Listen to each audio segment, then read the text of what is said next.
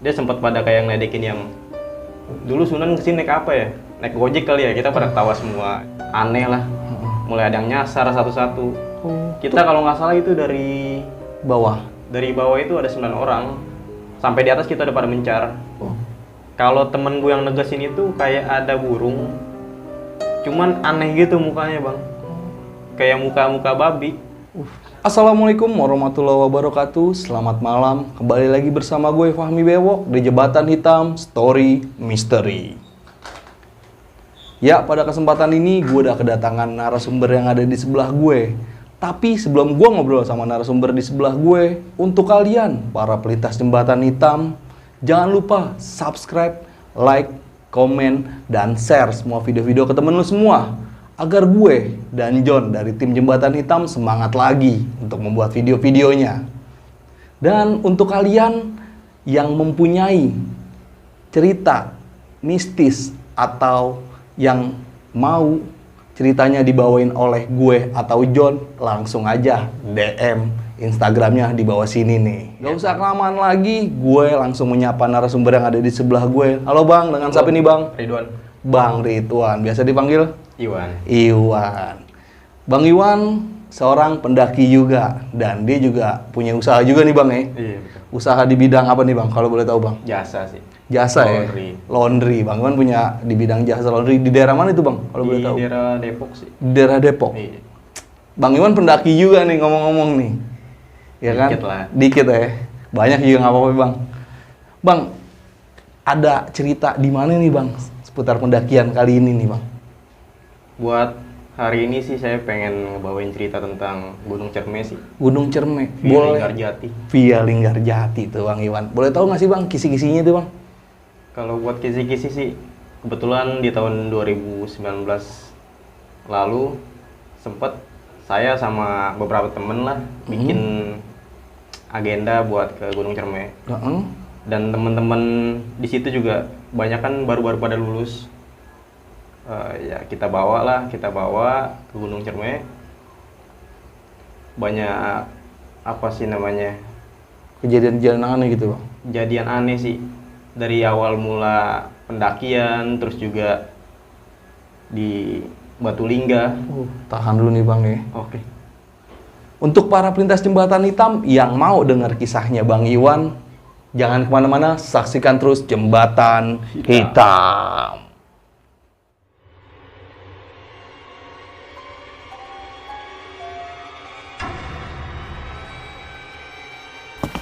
Assalamualaikum warahmatullahi wabarakatuh. Waalaikumsalam warahmatullahi Nama wabarakatuh. gua Ridwan, umur gua 23 tahun, lahir di Jakarta. Untuk kali ini gua akan ngebawain cerita tentang misteri di Gunung Cerme, Linggarjati. Cakep nih bang nih. Jadi di tahun 2019 lalu, gua dan teman-teman membuat agenda seputar Gunung Cerme lah. Gue bawa beberapa anak yang baru lulus, ada sekitar 8 orang lah. Pendakian baru nih bang nih? Pendakian baru. Oh. Gue dari sini, dari Jakarta, gue naik bis lah ke arah Kuningan. Dari Kuningan juga udah sempet, apa sih namanya? Biasa lah ya bang, anak-anak kecil tuh kalau lagi happy tuh semua omongan tuh dikeluarin. Oh iya. Dari mulai yang jelek, macem-macem lah. Di situ juga ada banyak hal janggal sih seputar pendakian kemarin itu. Jadi kita dulu yang namanya pendakian juga caur lah. Buat biaya aja tuh kayak masih yang mau ngompreng-ngompreng gitu di jalan. Iya. Jiwa muda deh ya. Jiwa muda benar. Dari situ juga ya lanjut sampai di base camp. Kita juga udah banyak yang langgar sih sebenarnya bang. Tuh kira-kira nyampe di base camp jam berapa itu bang? Nyampe di base camp kebetulan sekitar jam 5:30 sih. 5:30 pagi udah nyampe. Sampai di base camp kita mulai pendakian kalau nggak salah tuh jam 8 lah. Jam 8 pagi. Jam 8 pagi. Start dari jam 8 Ya seperti biasa aja sih. Kayak nggak ada hal yang ditakutin dari awal, ya normal lah kita diawalin doa segala macem. Cuman kan pas pendakian itu emang udah banyak kita namanya orang-orang kampung lah ya. Suka celah-celahan lah. Dari mulai di trek kita celah ini. Jadi sampai akhirnya tuh dimana kita sampai di ada tempat duduk Sunan kalau nggak salah di situ. Namanya kalau nggak salah Batu Lingga. Jadi di Batu Lingga itu si anak-anak yang SMA ini baru pada lulus, dia sempat pada kayak ngeledekin yang dulu Sunan kesini naik apa ya? Naik Gojek kali ya, kita pada ketawa semua. Jadi kayak banyak apa sih namanya? Banyak kayak celotehan kayak celotehan omongan iya. gitu ya. Kayak nggak percaya juga. Setelah sampai pos-pos berikut, memang udah banyak hal-hal yang apa ya, bisa dibilang aneh lah. Mulai ada yang nyasar satu-satu. Kita kalau nggak salah itu dari Bawah. itu ada 9 orang. Sampai di atas kita udah pada mencar. Itu mencari di trek atau di mana itu, Bang? Di trek. Sampai ada lah yang sempet kayak kemasukan gitu kemarin tuh. Cuman kita ketemu regu lain di trek. Sampai akhirnya tuh ada yang bisa ngobatin, ya baik lagi akhirnya. Kalau boleh tahu yang dimasukin tuh masuk sesosok apa tuh, Bang? Suaranya sih suara kakek-kakek. Kakek-kakek. Mungkin ya kita nggak tahu, mungkin bisa penunggu situ atau mungkin Sunan tersebut yang sebelumnya kita cela dari Batu Lingga itu. Nah, pas yang dia diiniin sama kakek-kakek itu laki apa perempuan tuh, Bang? Laki, Bang. Kebetulan laki semua kita berangkat. Oh, laki semua berangkat. Iya. Ya. Setelah lanjut lagi normal, jadi sebagian ada yang turun juga.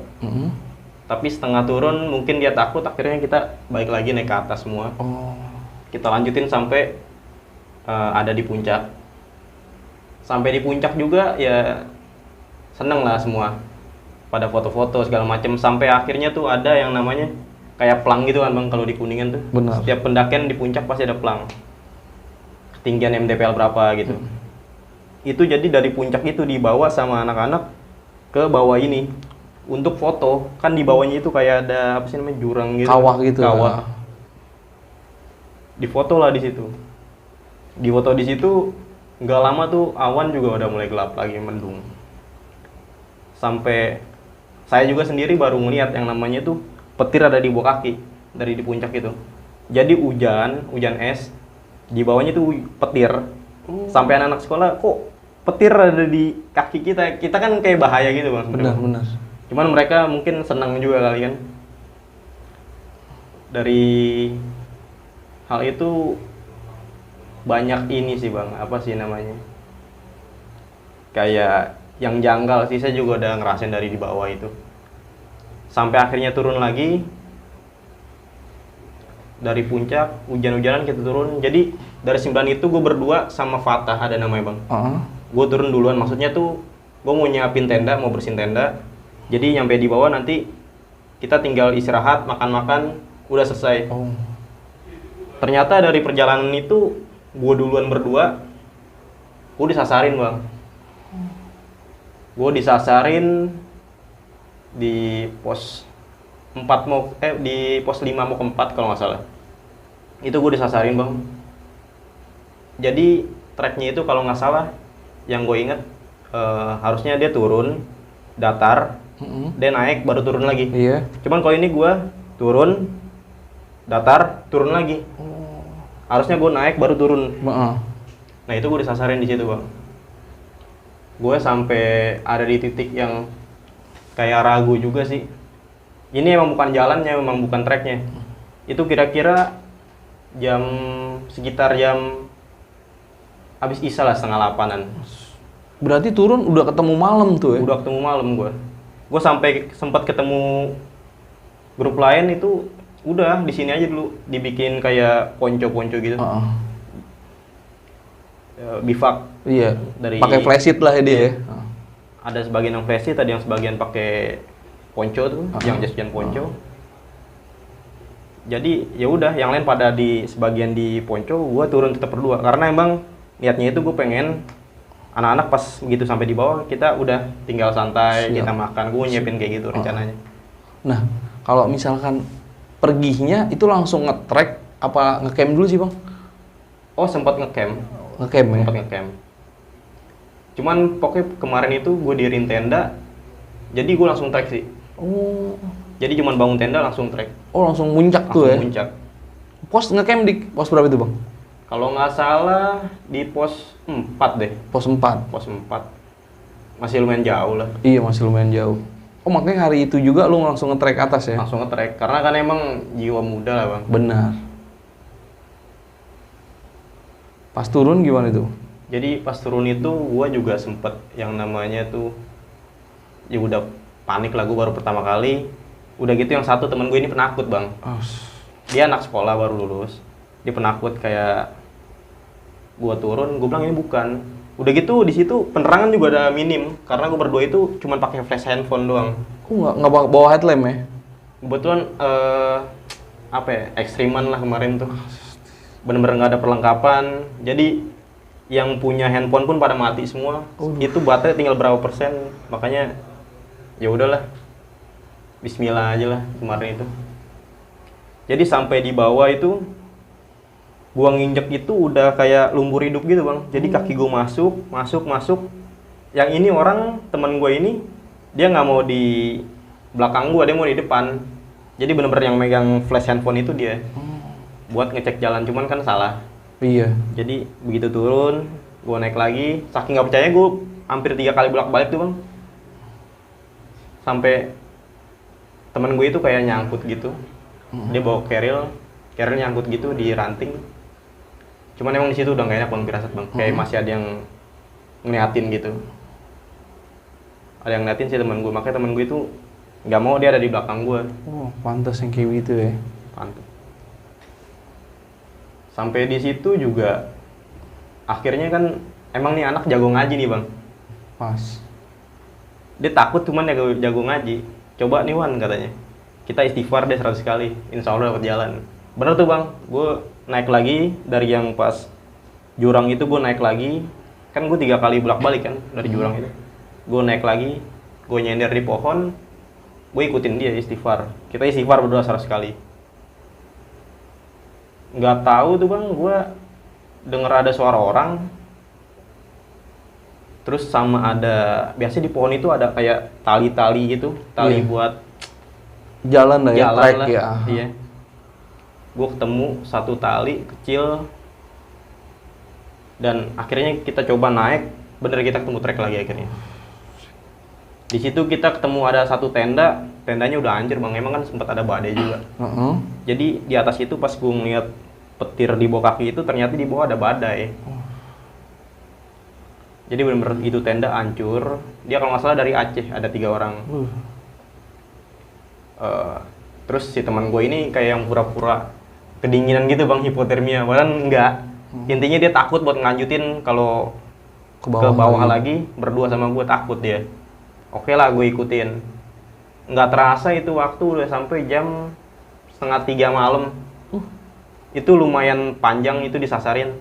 Ternyata teman-teman gue yang di atas juga pada disasarin bang. Orang-orang yang pakai ponco itu juga nggak ketemu lagi. Jadi benar-benar pas hujan berhenti, mereka pada bubar akhirnya. Dan teman-teman gue itu yang sisa, gue dari ber9, berarti kan tinggal 7 orang itu di atas. 7 orang itu disasarin juga. Dan kita ketemunya di tenda yang orang Aceh ini. Kita ketemu di tenda orang Aceh ini, akhirnya kita putusin, ya udahlah, kita stay di sini dulu, karena kan udah mau pagi juga bang. Akhirnya tenda yang kita bangun di bawah itu ya sia-sia sebenarnya, nggak bisa kita pakai. Iya, jadi tenda di bawah udah kosong aja gitu. Kosong aja. Dan kita lihat juga udah hancur emang, udah mungkin kena badai itu. Angin ya. Angin, terus juga banjir, sempat banjir dalamnya. Gitu sih bang. Nah, pada saat lu ke bawah nih ya kan, udah lu ngelihat tenda lu gimana itu? Wah, berantakan lah, kayak langsung lemes juga sih gue. Harusnya gue bisa istirahat jadi nggak bisa. Ya, cuman kalau gue pikir-pikir lagi sih, mungkin emang karena yang gue inget itu cuma di Batulingga. Karena anak-anak bener-bener yang kayak fun banget gitu, ketawa-ketawa. Oh, berarti Sunan dulu tuh kesini naik Gojek ya. Oh, berarti Sunan dulu tuh ya kayak dibanding-bandingin sama Masa sekarang, masa nih. modern sekarang kayak gini, Bang. Jadi yang gue pikirin kemarin itu cuma di situ. Berarti emang bener, Bang, kalau orang-orang bilang kita nggak boleh nganggap remeh alam pertama, terus juga emang nggak boleh yang kayak ya kita harusnya bisa tahu lah kalau sejarah itu emang bener ada gitu. Bener, emang. Nah, pas pendakian lu turun, lu ngecamp lagi dong semalam lagi atau enggak? Sore sih, Bang, gue sampai sore doang. Jadi pagi itu gue sampai, kalau nggak salah gue subuh itu jam 5 gue trek ke bawah lagi. Trek ke bawah, ya ada temen gue yang dari Bekasi itu, si Rengga, dia langsung rapi-rapin tenda lah, dia ngerukin apa sih namanya, tenda Airnya, itu, airnya dibuang sama dia, anak-anak pada istirahat sebentar. Pokoknya habis istirahat, makan, baru kita prepare pulang lagi turun ke bawah. Cuman semalam doang berarti Cuma di sana? semalam doang. Karena emang teman gue ini yang 2 itu, dia ngejar kerja juga sih, Bang. Mantas. Karena emang kita kemarin sempat lambat di ini aja sih, di bis, perjalanan emang lagi macet lagi gitu. Nah, pada saat yang dia masukkan tuh, Bang, dia gimana itu, Bang? Pas kemasukan sih dia paling yang kayak matanya ke kanan kiri. Cuman dia sempat bilang sih kalau dia tuh lapar. Hah? Suara kakek-kakek, gua lapar katanya. Cuman pakai bahasa Kuningan, bahasa Sunda. Dia bilang cuma gitu doang. Iya. Ada lah orang, kalau nggak salah itu kayak orang Bima gitu. Dia dateng, kenapa nih, dia nanya sama yang lain.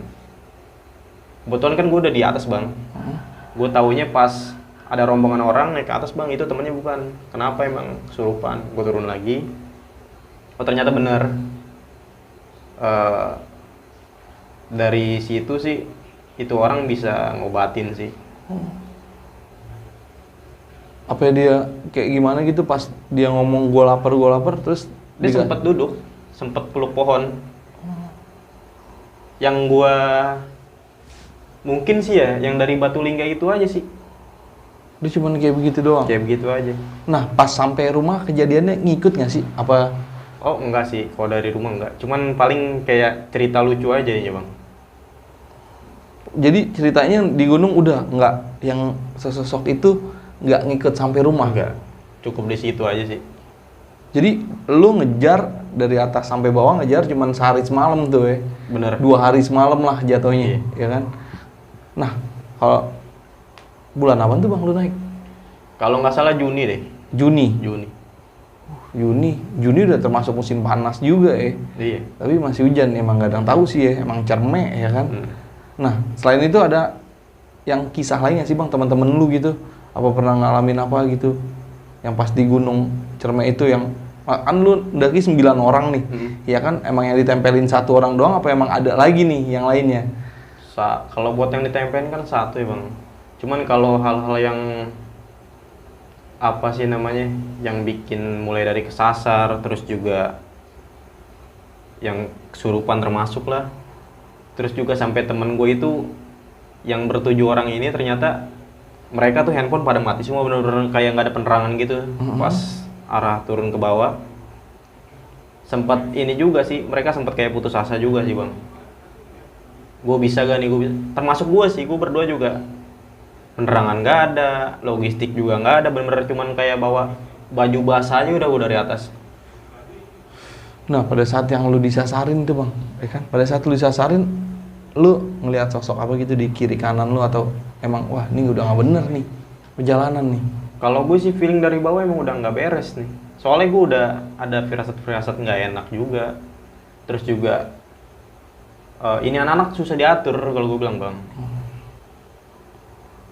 Susah diatur, jadi ya udah kita kan ngikut aja jadinya, Bang. Oh, jadi yang punya pendakian mereka nih, bukan lu yang ngebikin pendakian ya? Bener. Nah, yang kisah yang di atas yang pada disasarin juga itu di mana itu, Bang? Di pos berapa itu? Kalau nggak salah ada namanya Bapak Tere deh. Nah, Bapak Tere, emang tanjakan Bapak Tere sadis, ya kan? Iya. Nah, terus gimana tuh dia tuh? Kalau dari situ sih banyak apa sih namanya tuh? Kita banyak ketemu binatang yang aneh juga sih bang, sempet bang. Apaan aja tuh bang? Kalau boleh tahu bang? Kalau temen gue yang negesin itu kayak ada burung, cuman aneh gitu mukanya bang, kayak muka babi. Kan di situ kalau nggak salah ada pelang kawasan harimau apa gitu. Kawasan harimau Jawa. Harimau Jawa. Dari situ tuh udah kita sempat ini sih, kita sempat break sholat zuhur. Kan emang ini anak pengajian sebagian. Pas sholat zuhur jamaah tuh, selesai sholat ya makan masak Indomie lah segala macem. Terus juga banyak apa sih namanya itu bang, banyak anak-anak yang udah kayak capek mungkin bang, karena kan emang datang hari itu juga ya, mungkin di perjalanan udah mulai capek, terus langsung kita hajar semua di hari itu. Bener ya. Nah, pada yang di saat lu terpisah nih dari temen lu, apa ya lu nggak berpikiran gue bakal tungguin temen gue nih? Pasti bang. Itu salah satu yang gue tunggu, cuman ternyata kan temen gue juga di atas itu disasarin bang. Pas perjalanan mau ke bawah juga mereka ternyata lebih lama bang. Gue 2:30 itu baru ketemu trek, 2:30 malam. Lu bayangin bang, dari jam 7:30 sampai 2:30. Itu kan waktu yang lumayan lama. Iya. Padahal disasarin di situ aja gue. Cuman temen gue ternyata yang di atas lebih parah. Logistik nggak ada, air nggak ada, bener-bener kayak yang udah ada sampai yang ngeluh, weh nggak kuat nih, nggak kuat. Cuman di situ pada ngerangkul sih untungnya bang. Gue juga nyesel kenapa gue misah sama yang lain. Karena temen gue yang ini juga agak-agak susah gitu bang, susah diatur pertama. Terus juga dia agak takut. Mungkin perdananya dia naik gunung ya. Dia juga sempat bilang sih sama gue pas paginya itu, gue kayak ngeliat cuman nggak jelas gitu. Sosok apa itu bang? Dia bilang kayak cewek gitu sih, cewek rambut panjang, makanya dia benar-benar nggak mau di belakang gue bang. Gitu sih bang. Cakep juga sih ceritanya nih bang. Tapi kalau emang boleh gue ngomong sih, emang Cerme asik banget bang. Asik. Ya kan, mulai dari treknya, ya kan, mulai dari persediaan airnya, ya. Lu nggak bakal tahu tuh di atas kayak gimana itu. Betul. Ya kan. Bisa panas, bisa hujan. Betul. Ya kan, atau bisa yang lagi bermacam-macam lainnya nih, ya kan, suhu di atas kayak gimana. Nah, teman-teman lu pada mau naik lagi nggak sih tuh? Abis misalkan lu bawa 9 orang nih, ya kan, kali ada yang kapok. Dari 9 itu sih, kalau buat trek Linggarjati ini emang kapok semua sebenarnya. Kapok semua. Termasuk gua. Karena emang gua belum pernah naik gunung yang se-ekstrim kayak gitu loh. Logistik nggak memadai, terus juga banyak gangguan lah. Udah nggak sinkron gitu juga sama pendakian gue sebelumnya. Beda ya? Beda bang. Apik banget ceritanya nih Bang Ridwan. Oke, para pelintas jembatan hitam, itu dia kisah yang dialami oleh Bang Iwan. Oke nih Bang, boleh nggak sih Bang kasih pesan-pesan Bang untuk para pendaki-pendaki baru nih Bang? Kan Bang Iwan pernah ngerasain pendakian di Cerme gimana nih, kasih pesan dan kesan lah untuk pendaki-pendaki baru nih. Kalau pesan dan kesan dari saya sih, sebenarnya kita emang harus, setiap gunung kan punya aturan masing-masing Bang. Benar. Itu yang pertama kita, kita ikutin. Kita nggak boleh ngelanggar. Iya. Terus juga doa sih paling penting. Iya. Sama kalau perlu ya ibadah lah. Walaupun di gunung juga tetap ibadah. Tetap ibadah. Itu sih. Itu aja Bang. Sama alat lah. Alat termasuk juga. Iya lah, alat emang kalau lu mesti naik gunung ya lu mesti persiapan alat nih. Benar. Iya kan? sama pengetahuan sih bang. Pengetahuan Nomor satu. tentang gunung tuh ya, Betul. kayak gimana ya. Kebanyakan Betul. banyak yang nyasar atau banyak yang hilang sekarang ya. Karena Kurangnya minim. pengetahuan kurang minim, alat juga ini menganggap remeh gunung tuh. Betul. Ya kan, itu aja sih sebenarnya. Tapi kalau lu mau dimanapun atau lu nyasar dimanapun gitu, lu punya pengetahuan, ya syukur-syukur jangan lah ya. Iya. Yang penting kan paling pertama kan lu pengetahuan, lu kenal karakteristik gunung kayak gimana, Betul. ya kan. Lu kenal, ya ini gunung, oke, Gunung Cermek dengan karakteristiknya nggak ada air atau kayak gimana, treknya sadis, ya lu harus minimalisir lah, ya kan. Kayak begitu. Apik banget nih cerita Bang Iwan nih. Nah, Gunung Cermek. Makasih Bang Iwan ya untuk Sama-sama, ceritanya ya.